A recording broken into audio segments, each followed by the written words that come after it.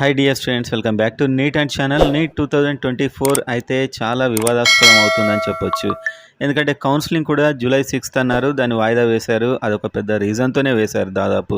ఎందుకంటే వాళ్ళ కోర్టులో కేసు ఉంది అండ్ కేసు సందర్భంగా చాలా కీలకమైన వ్యాఖ్యలు అయితే సుప్రీంకోర్టు చేయడం జరిగింది. అండ్ దీన్ని బట్టి రీనీట్ మీద కూడా మళ్ళీ సందేహాలు వచ్చేలా ఆ వ్యాఖ్యలు అయితే ఉన్నాయి. మళ్ళీ హియరింగ్ 11th వాయిదా పడింది.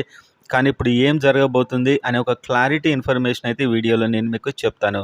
సో మీరు కౌన్సిలింగ్ కోసం చూసే స్టూడెంట్ వీడియోని లైక్ చేయండి అండ్ సబ్స్క్రైబ్ చేసుకోండి. ప్రతి అప్డేట్ క్లారిటీగా క్లియర్గా ఉంటుంది. సో మనం చూసినట్లయితే సుప్రీంకోర్టు చెప్పింది ఎగ్జామ్ పవిత్రత దెబ్బతింది అని చెప్పి. ఒకప్పుడు మనం చూసాం, ఒకవేళ రీనీట్ కనుక మనం ఆదేశిస్తే పవిత్రత దెబ్బతింటుంది కాబట్టి ఆదేశించలేమని ఇదే సుప్రీంకోర్టు అనింది. కానీ వాళ్ళే ఇప్పుడు పవిత్రత దెబ్బతింది, ఆ టెస్ట్ అనేది లీక్ అయింది అని ఒప్పుకోవడం జరిగింది. సో ఎక్కడ లీక్ అయింది, ఎప్పుడు లీక్ అయింది, పేపర్ ఎన్ని సెంటర్లో లీక్ అయింది, మొత్తం అఫిడవిట్ సమర్పించాలని చెప్పి ఎన్టీఏని అయితే ఆదేశించింది. అది కూడా మీకు వెనస్డే ఈవినింగ్ 5 లోపు, అంటే థర్స్డే నాడు మళ్ళీ హియరింగ్ ఉంది.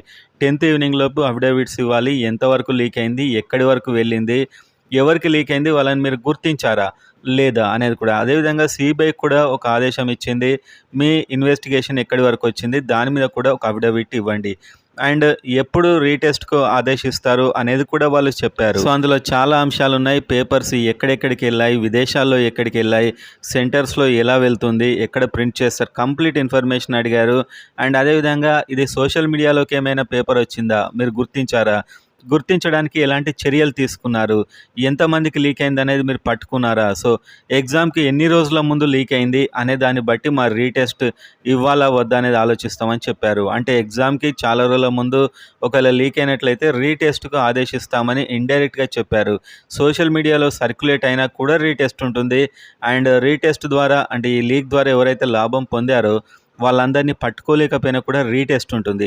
సో ఇది ఎన్టీఏ వాళ్ళని అడిగితే వాళ్ళు ఏమంటారు, ఎక్కడ లీక్ కాలేదు, ఒకటో రెండో సెంటర్లో అని వాళ్ళు చెప్తారు.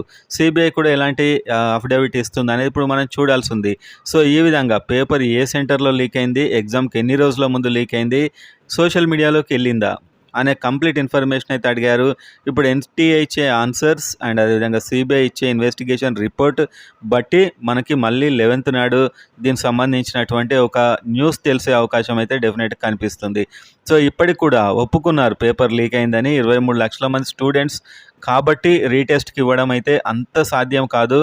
ఎక్కువ రోజులు అయినా లీక్ అయ్యి, లేకపోతే ఎక్కువ మందికి రీచ్ అయినా రీటెస్ట్కి అయితే ఇస్తామని చెప్పారు. కాకపోతే ఇవాళ కాస్త మ్యాటర్ సీరియస్ అయిందని చెప్పుకోవచ్చు.